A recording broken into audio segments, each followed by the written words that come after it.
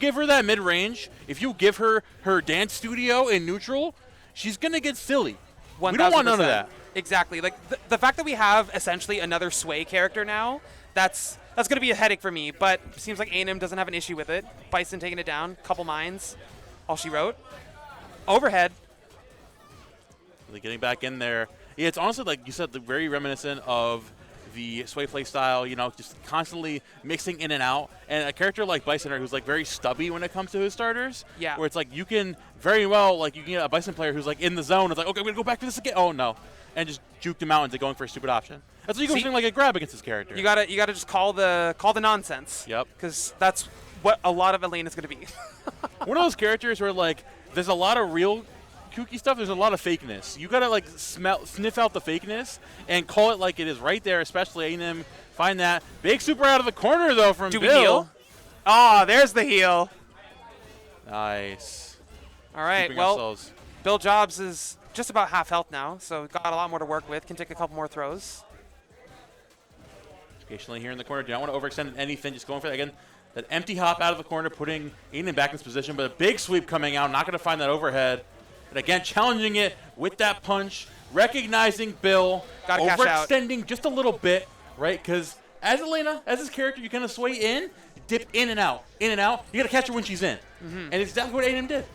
And one thing you got to remember as well, because I have to tell myself this, Elena, to my knowledge, does not have a level 1 reverse, invincible reversal. Thank God. So you got to abuse that. If she's only got a level 1 bar, just keep pressing. Exactly. It's one of those things, especially where it's like, give her a taste of her own medicine. Like, just keep her exactly where she is. You know, like in situations like this, where like she can't really do much, and you got to take her. She has to eat that grab, either that or go for a hard read like that. And even then, how fast Bison's down two is like you just go for it again. I mean, like you could. I'm guessing Bison's just kind of like, you know, you can dance as much as you want, but medium punch. Medium punch, man. I will medium punch because it is strong. Wait, Street Fighter players don't get that joke. My bad. My bad. I'm out of my depth here. I know. You know, there's people who play multiple games, so you never know. There might be someone who gets it. Maybe. But yeah. Anyways, we have Bill Jobs finally trying to aggress here, close out this space, recognizing that the mid range isn't really working out here. You know, it's like that false sense of pressure isn't working out against Aynim because he's like calling his bluff every single time. And it's working out in spades. And because it's Bison, every punish is just going to be egregious. It's gonna hurt. Yep. Opting off for these fake outs here with the big low. Finally, we're making some actual progress here. Instead of going for the regular fake outs, again, just actually putting out a hitbox. Unfortunately, though, you overextend a little bit. Like you said, Bison, egregious damage. Going to finally challenge that throw there. Do we see a big opening here from Bill Jobs? We need to see something. I assume Bill's probably going to try and hit a level 2 now at this point to try and get some health back. Abusing the sway. Aggression. Yes.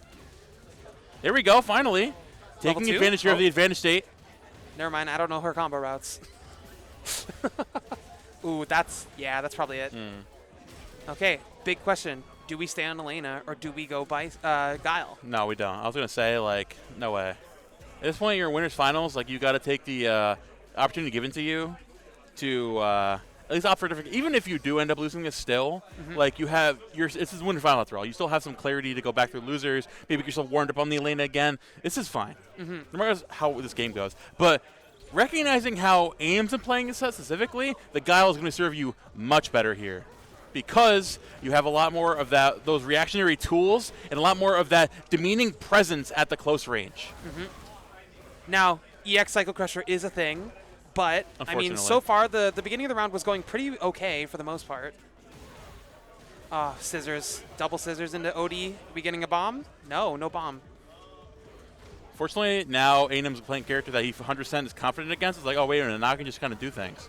Now I can fully play Bison, especially like you mentioned with that EX Cycle Crusher.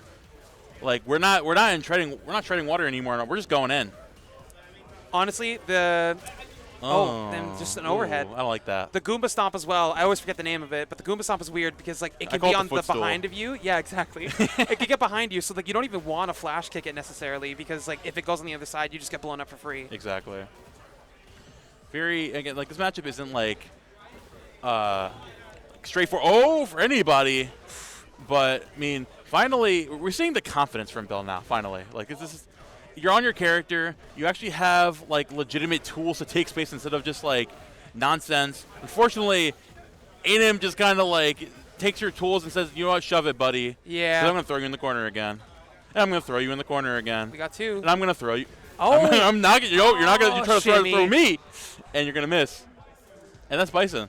That's Bison. And that's winners finals. And that's a 3-0 for Aynim. Now I am happy that we got the Bison, because I know that he's been playing Luke for a little bit, and like, you know, I was ready for this one. I saw enough of Luke.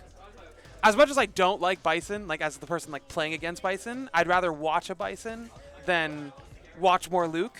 Unless we're talking about like maybe like Noah the Prodigy. See, we're gonna say this, right? Then in season 3, we're gonna see Alex control the meta. I hope, my goat, and we're gonna be like, "Yo, man, I miss Luke." Throwback. Only real ones remember when Luke took over. Man, now it's only Bison and Alex. Like I miss when Pocket Sand. Facts.